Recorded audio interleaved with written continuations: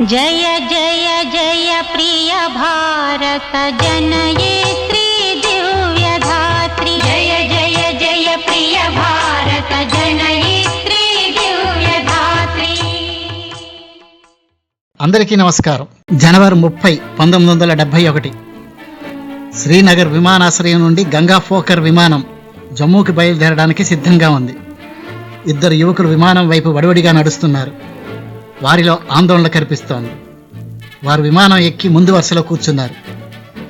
ఇదే సమయంలో శ్రీనగర్ నుండి వేల కిలోమీటర్ల దూరంలో బ్రహ్మపుత్ర ఒడ్డున నాడు ఈస్ట్ పాకిస్తాన్గా పిలువబడిన నేటి బంగ్లాదేశ్లో రాజకీయ విప్లవం చోటు చేసుకుంది.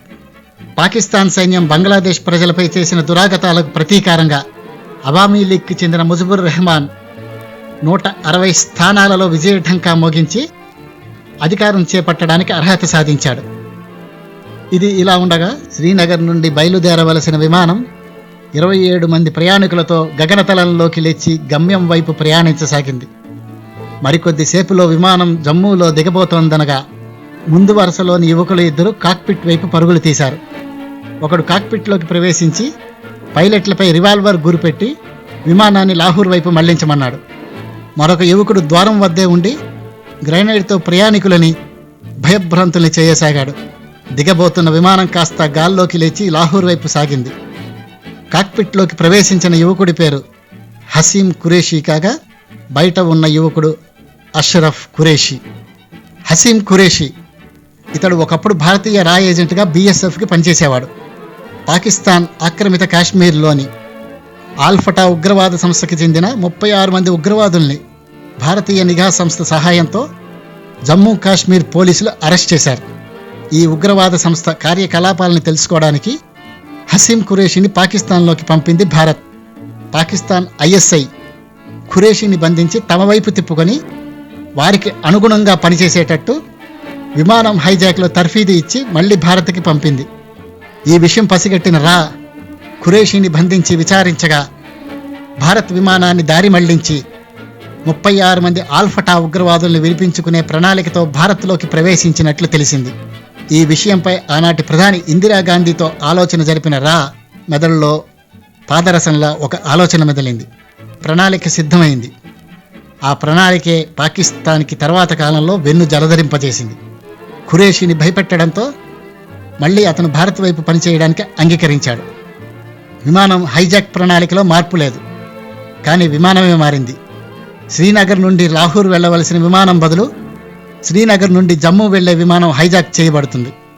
ఖురేషీ చేతికి నిజమైన గన్ బదులు డమ్మీ గన్ ఇవ్వబడింది. నిజమైన గ్రానైడ్ బదులు డమ్మీ గ్రానైడ్ ఇవ్వబడింది.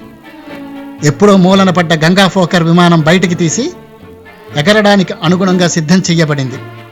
అనుకున్న ప్రణాళిక ప్రకారం విమానం హైజాక్ చేయబడి లాహోర్లో ప్రవేశించింది.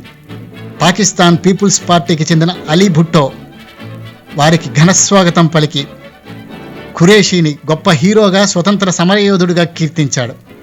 ఖురేషీ యథావిధంగా 36 మంది ఉగ్రవాదుల్ని భారత ప్రభుత్వం విడుదల చేయాలని డిమాండ్ చేశాడు. భారత్ ససేమిరా అంది. భారత ప్రభుత్వం తన ఆట ప్రారంభించింది. ఆల్ ఇండియా రేడియోలో భారతదేశపు విమానం హైజాక్ అయిన సమాచారాన్ని ప్రపంచం నలుమూలలా చేరవేసింది. ఉగ్రవాదులకి పాకిస్తాన్ ఆశ్రయం ఇచ్చినట్లు, పాకిస్తాన్ హస్తం ఉన్నట్లు ప్రచారం మొదలుపెట్టింది. ప్రపంచ దేశాలు పాకిస్తాన్పై ఒత్తిడి తేవడంతో ఊహించని పరిణామాలకి బిత్తరపోయి చేసేది లేక కథ అడ్డం తిరగడంతో సంప్రదింపులు చేసినట్లు నటించి ప్రయాణికుల్ని బస్సులో ఎక్కించి ఫిబ్రవరి 1వ తేదీన భారత్కి పంపింది. ఖురేషీ సూచనలతో గంగా విమానాన్ని నిప్పుపెట్టి దగ్ధం చేసింది. భారత్కి కావలసింది ఇదే. ఆ రోజుల్లో పాకిస్తాన్ అంటే వెస్ట్ పాకిస్తాన్ నుంచి బంగ్లాదేశ్ అంటే ఈస్ట్ పాకిస్తాన్ వెళ్ళాలంటే భారత భూభాగం మాత్రమే దారి. వేరే ఏ దారిలో వెళ్ళినా 3 ఇంతల దూరం పెరుగుతుంది. ఎడతెరపి లేకుండా పాకిస్తాన్ విమానాలు భారత భూభాగం మీదుగా ప్రయాణించడం భారత రక్షణ వ్యవస్థకి సమస్యగా మారింది. భారత్ గంగా హైజాక్ సంఘటనను ఆయుధంగా మలచుకొని భారత ప్రభుత్వం పాకిస్తాన్ విమానాలు తమ భూభాగంలో ప్రవేశించకూడదని నిషేధం విధించింది. దీనితో దిక్కుతోచక ఈస్ట్ వెస్ట్ పాకిస్తాన్ల మధ్య విమాన రాకపోకలు ఆగిపోయాయి. పాకిస్తాన్ ప్రభుత్వం గంగా విమానం హైజాక్ ఉదంతంలో మునిగి ఉండగా Indira Gandhi political secretary DP Dhar ఢాకాలోని Awami లీగ్తో సత్సంబంధాల పావులు కదిపాడు. ఈస్ట్ పాకిస్తాన్లో అవామీ లీగ్ ప్రాబల్యం పెరిగి స్వతంత్ర దేశ పోరాటం ఊపందుకుంది. ఒక పక్క తమ విమానాల్ని భారత భూభాగంలో నిషేధించడంతో ఈస్ట్ పాకిస్తాన్పై పట్టుకోల్పోవడం పాకిస్తాన్కు మొదలైంది. గంగా విమానం హైజాక్ భారత ఆడిన నాటకంగా గ్రహించడం మొదలుపెట్టింది. కానీ అప్పటికే పరిస్థితులు పూర్తిగా చేజారిపోయి భారత్కి పూర్తి అనుకూలంగా మారాయి. మార్చి 26న ముజిబుర్ రెహమాన్ బంగ్లాదేశ్ని స్వతంత్ర దేశంగా ప్రకటించాడు. పాకిస్తాన్ సైన్యం అతన్ని బంధించింది. తర్వాత జరిగిన అనేక రాజకీయ పరిణామాల అనంతరం పాకిస్తాన్ భయపడినంత జరిగింది. నవంబర్ 21న బంగ్లాదేశ్ భారత ప్రభుత్వాలు కలిసి ముక్తి బాహిని పేరుతో ఉమ్మడి సైన్యాన్ని ఏర్పరిచాయి. డిసెంబర్ 3 ఇండియా పాకిస్తాన్ యుద్ధం మొదలైంది. డిసెంబర్ 4న ముక్తి బాహిని బలగాలు ఈస్ట్ పాకిస్తాన్ని పూర్తిగా ఆక్రమించి వశం చేసుకున్నాయి. డిసెంబర్ 6న భారత్ బంగ్లాదేశ్ని స్వతంత్ర దేశంగా గుర్తించి ప్రకటన చేసింది. డిసెంబర్ 16న పాకిస్తాన్ సైన్యం భారత ముందు మోకరిల్లి బంగ్లాదేశ్కి స్వాతంత్రం ఇచ్చింది. ఈ స్వాతంత్రానికి బీజం దాదాపు 10 నెలల ముందే జనవరి 30, 1971లో గంగా హైజాక్ రూపంలో పురుడు పోసుకుంది. ప్రపంచంలో భారత నిఘా సంస్థల సాటిగా ఏ దేశం నిలవలేదు. వీరి సలహాలు పాటించిన ఇందిరాగాంధీ లాంటి వారు విజయం సాధించారు.